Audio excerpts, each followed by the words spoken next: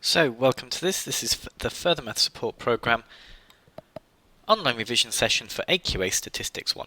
And in this recording, we're going to be looking at the binomial distribution. Now, there's a variety of things we need to make sure you can do. So firstly, one of the most important things actually is to understand when we can use the binomial distribution. So here we're looking for mainly three things. Are our events independent? i.e., do we have a fixed probability? Do we have a fixed number of trials? So are we doing something like 8 times only? And the other key thing, which is where the name comes from, is the fact that we have 2 outcomes. And we'll see those in the questions that we're coming to. Then we need to be able to calculate the binomial values both by using the formula and also by using the cumulative tables that we are given in the formula booklet. Also, we're asked to calculate the mean and the variance of binomials. So this is the information we're giving on a formula sheet. So as we can see, we're told how to work out the probabilities of a binomial. Remember, we could equally use n choose r, NCR, for this notation here. It's not a vector, it's a combinatoric. And again, we're shown how to work out the mean or the expectation, and we're shown how to work out the variance as well. So, June 2011, question 6. An amateur tennis club purchases tennis balls that have been previously used in professional tournaments. The probability that each such ball fails a standard bounce test is 0.15. The club purchases boxes and each containing 10 of these tennis balls. And we're going to assume that the 10 balls in any box represent a random sample. So, why is this a binomial? So firstly, we've got a fixed probability, so we know that things are independent. We're doing something a fixed number of times, and either they fail or they pass the bounce test, so there are only 2 outcomes. So let's look at each one of these in turn. So firstly, it's a good idea to describe what we've got. So here we've got x can be modelled as a binomial distribution where we're doing 10 trials and the probability of success is 0.15. So firstly, I'd just like to translate these into some maths. So at most 2. So this means that we can either have 0 or 1 or 2 outcomes. So we write that as the probability of x being less than or equal to 2. We're then talking about at least 2. So at least 2 means 2 or more. So that's at least 2. Now, to deal with this correctly, it's a good idea to always think about having what we call a left probability, so one where your inequality is pointing to the left. And then the final one, it says the probability of more than 4 but fewer than 5. So again, be really careful with the signs that you have. So here, it would be much better to deal with the probability of 2 being less than or equal to x being less than or equal to 4. And we'll show you how to deal with those in a moment. So, as we see, we are given binomial tables to help us out with this. So, firstly, what we have to do is highlight the correct one. So let's look. The first one was the probability that x is less than or equal to 2. Now, for some reason, this is chopped off the top of my things, but this column here represented 0.15. Excuse me. So, how does this work? Well, these are cumulative. So this is the probability, these tables are the probabilities of x being less than or equal to little x. So for part 1, we can clearly see that my probability here is going to be 0.8202.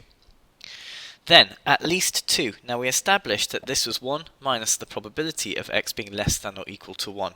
So it's the same sort of idea here. Okay? So less than or equal to 1 is going to be 0.5443. So this is going to give me 1 minus 0.5443. And then the final one,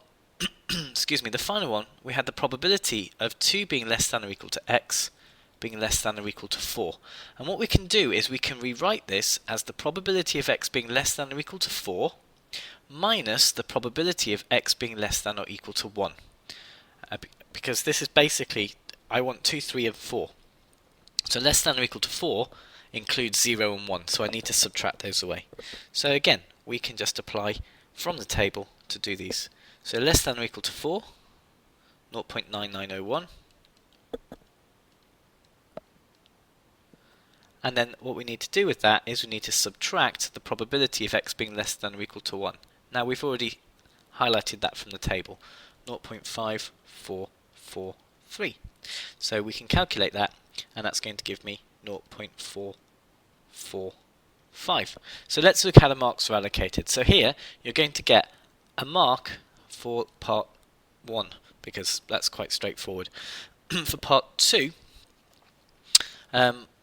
we've got 2 marks here. We've got a method mark. Now your first method mark comes from doing 1 minus something, okay, and it has to be a particular probability, either less than or equal to 1, or if you've just misread the question, they will allow you less than or equal to 2, but clearly you won't then get the accuracy mark for the question. And then for the third part, what we have is 3 marks available. We get 1 mark for working out the probability of x being less than or equal to 4. We then get another mark for noticing that we need to subtract 0.5443, and then we get an accuracy mark for our final answer at the end. Sorry, I didn't work out part 2. The answer to part 2 will be 0.455.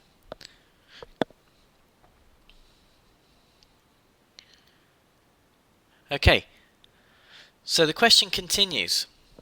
It then says, determine the probability that in 5 boxes the total number of balls which fail the bounce test is more than 5, at least 5, but at most 10. So again, to do this we need to get the distribution. So 5 boxes, this is now telling me that the binomial is 50, 0.15. The reason it's 50 is because we've got 5 boxes of 10. And as before, more than 5, so this is the probability that y is greater than 5. Again, make sure you get your equations correct, your inequalities correct, which is 1 minus the probability of y being less than or equal to.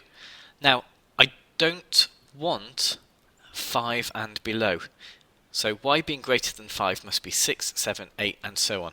So I can remove 5 and below. Okay, likewise for the next part, at least 5, and at most 10. So that's how my inequality is going to be set up here. So again, we can simply use binomial tables for this. So the first one is going to be 1 minus 0.2194, if you look that up in your table, which is going to give me 0.780. Now again, we should be writing these to 3 significant figures. So we should be writing 0.780. Okay, and then for the second part, again we need to recognise that this is the same idea as before. It's the probability of y being less than or equal to 10 minus the probability of y being less than or equal to 4 in this case, because I want 5 and above to be included, so I want to remove 4 and below. So again, in this particular case, we're going to have from tables 0.8801 minus 0.1121. So that's going to give me an answer of 0.768. So let's look at just how the marks are allocated here. So it's the same sort of idea. You're going to get a method mark for doing 1 minus something, and then your accuracy mark for the correct answer. And as before, you're going to get a method mark for highlighting 0.8801. You're then going to get another method mark for subtracting something, and then your final accuracy mark for getting the correct answer.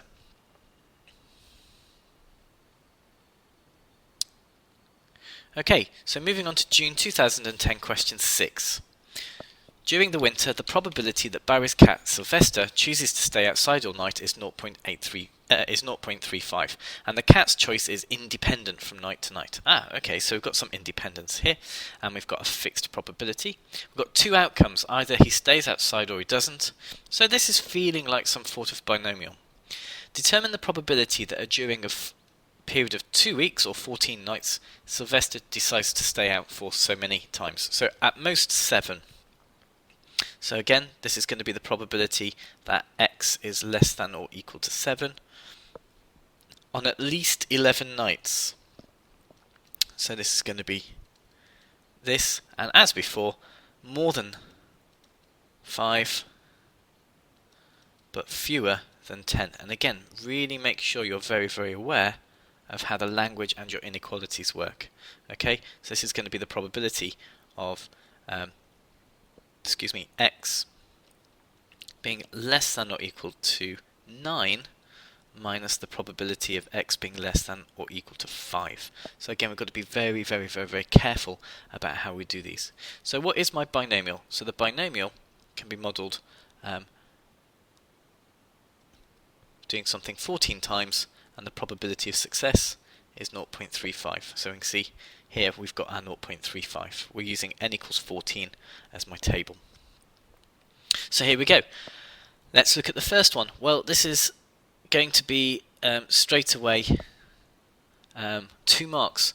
Now, it's worth 2 marks. So how are the marks allocated here? Well, actually, in this particular case, you get 1 method mark for stating the distribution. It doesn't ask you to do that, but that's how it's working. Okay, so it's always a good idea to do that. We then get our next mark for actually just looking up the value in the table. So we're doing something 7 times. That's going to be 0.9247.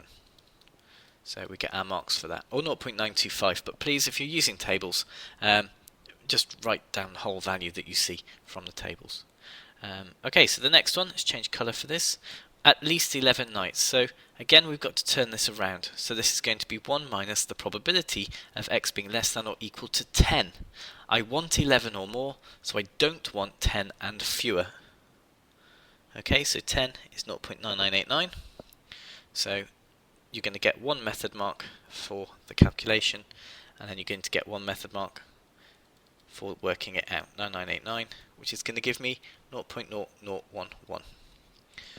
And then finally, this section is worth 3 marks. So I've already shown you'll get a method mark for what we've written here. So it's always a good idea to write the theory first.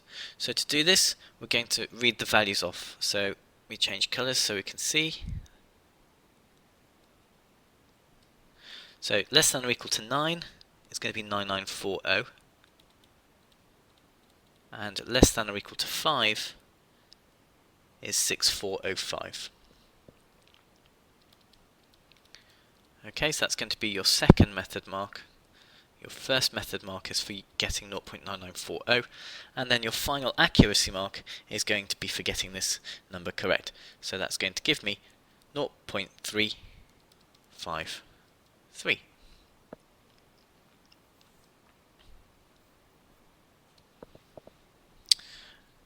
Okay, so part C in the question. Barry claims that during the summer, the number of nights per week S on which Sylvester chooses to stay out can be modelled as a binomial. Let's call it S. It can be modelled as a binomial, and what have we got? We're told that the number of trials is 7, and the probability is 5/7. And what we're asked to do is work out the mean and the variance. So the mean has a formula. It's equal to n times by p, as it was on the formula sheet. So for here, n is 7, p is 5/7. So we can see that that's going to give me a value of 5, and that gives you 1 mark. The variance is described as np 1 minus p. Some of you may have learnt this as npq, where q is equal to 1 minus p. That's absolutely fine as well. So here, what's this going to give me? Well, it's going to give me 7 times by 5/7 times by 2/7. And that's going to give me a value of 10/7. Okay, and again we can leave it as 10/7, but if you want to write it as a decimal, 1.42 would be correct, and that will give you your second mark in that question.